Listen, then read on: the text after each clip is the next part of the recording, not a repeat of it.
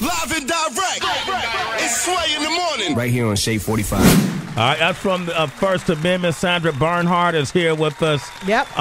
Man, it's just, first of all, it's great to have you on this show. Great to be here. I've been a fan for years, and I love your comedy. It's just always has been unapologetic. Yes, indeed. Yeah, you know, and I was just watching. You know, I'm a history buff, so I like to collect. I grew up watching TV. Yeah. So I collected all the I collected. I don't know how many. Wasn't that many? The Richard Pryor There show. was only 6 or 7. 6 or 7. Richard freaked out. Yeah, remember that? I mean, I remember that. I was there. You were there. That's how crazy that shit is. I was actually there. You were actually there. And the Richard Pryor show, like we talk about we came up with Dave Chappelle's show. Yes. But if you look at the Richard Pryor show, you know where the Dave Chappelle show came from. Sure. Sandra, you were a member of that cast. Yes, I was. What was? I mean, it was. Well, thanks to Paul Mooney. Paul Mooney. Mooney was my mentor. Mooney discovered me the first night I got up on stage when I was 19. He said, "Bernhard, you're a cigarette come to life." Oh, I like that. That's what Paul Mooney said, right? Yeah, that's what Mooney said. And Mooney got all all those young, wonderful players on the show with Richard. And Richard was, always so supportive and open to new talent. You know, Richard was never threatened or freaked out, or it was a different world. You know what I mean? It was like there's 3 major networks, and television was just a different landscape. Yeah. And a star was a star back in that day, and the star ran the show. And if they decided they couldn't handle it, they said, "I can't handle it. I'm out of here." And Pryor was a very sensitive, thoughtful person, and his nerves couldn't take the pace of television, and also the demands of television and people telling you what to do and what not to do. And Richard always wanted to push the boundaries. And back in those days, it didn't take much to push them. Now, I mean, you can talk about anything. You can say anything, man. I mean, Richard came up now, he'd be banal, he'd be boring. Yeah. But back then, Richard was on the edge, you know. But it was real because it was coming from his experiences growing up in Peoria, Illinois, and his family, and I think his mother was a prostitute, and he grew up in a house of ill repute, a word that people don't say anymore, but it's a wonderful old house description. Of ill repute. Yeah, I like that. I mean, life is the life we're living. We're living in a house of ill repute. Right. That's the world we're living in. So yeah, so Richard was something. And he was just a great man. And, you didn't really get to know Richard because he was so introspective, and he would just sort of watch and take things in. But he was not a talker, really. He was a storyteller on stage, but in real life, he took it in. You guys had a diverse cast. Robin Williams did some stuff too, right? Yes. What was he like back then? Was he always? Robin was always a pain in the ass. Yeah. Okay. I mean, he was. When Robin Williams walked into the club, into the comedy store, everybody stopped talking because they knew he'd be stealing their material. That was. I mean, Robin was known. He was known for that. Yeah. Honey, he ripped people off all the time. He was a crazy pain in the ass. Uh-huh. Damn, he was a biter?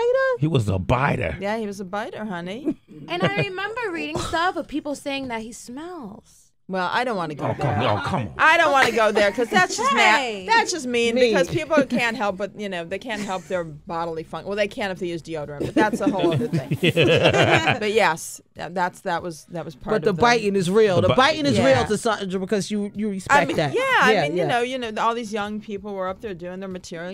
Getting 5 minutes of material together when you're first starting out is very hard. Wow, it's not easy. And 5 minutes is hard. 5 minutes, all of a sudden, you're up there like, oh shit, I'm only into my second minute. I got 3 minutes to go. Yeah. So, you didn't want anybody to come in and take your shit, and people already knew who he was, so,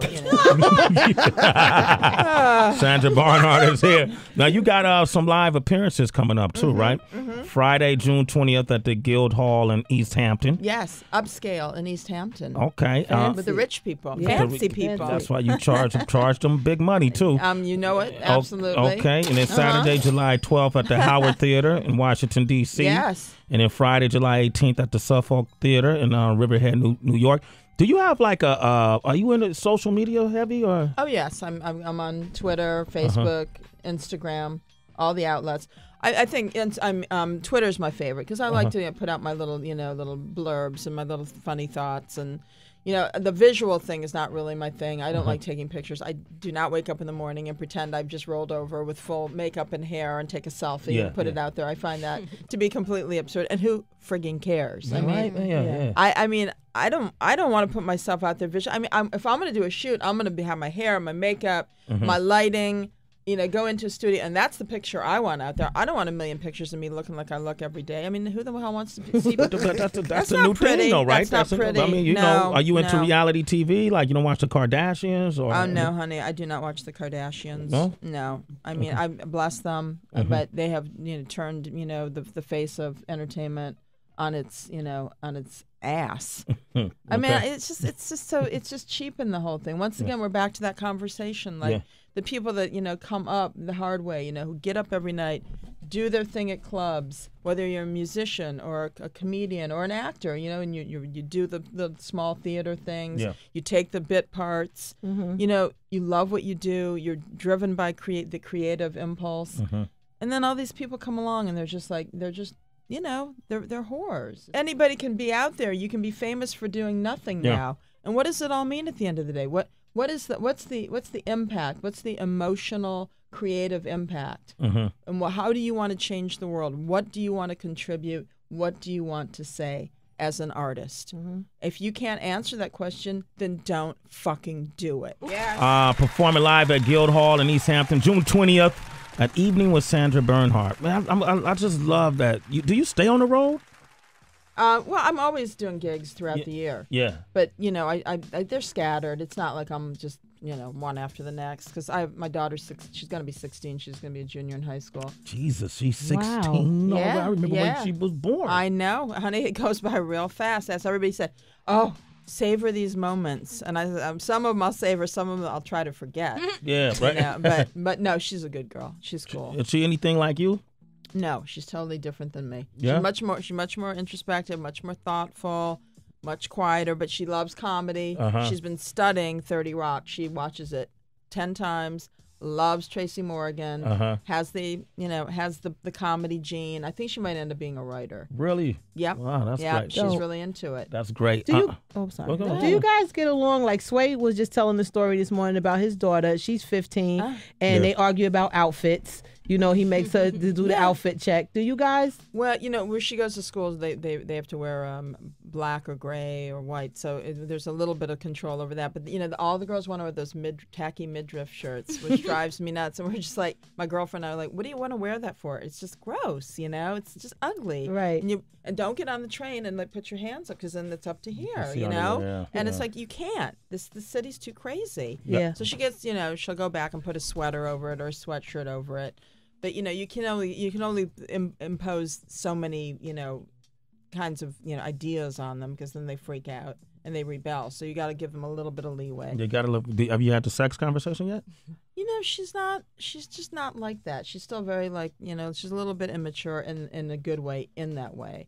So she's not, you know, of course, you got to have a sex conversation. Oh, well, she knows. Yeah, she knows? She knows. We know. Yeah, we've had it. We've had enough of it, you know, without being like, you know, obnoxious about it, but I think she gets it. Has she ever walked in with you guys having sex? Has she seen that? No, because we never get to have it anymore. In New York City, in a 2-bedroom apartment with a 16-year-old and a dog who sleeps with us. Yeah, our dog sleeps with us. Forget it. Once you've gone over that line and you haven't cage trained your dog, and he's sleeping in between, he takes over. Yeah. This dog, George, he is spoiled rotten. He won't we can't even be near each other anymore.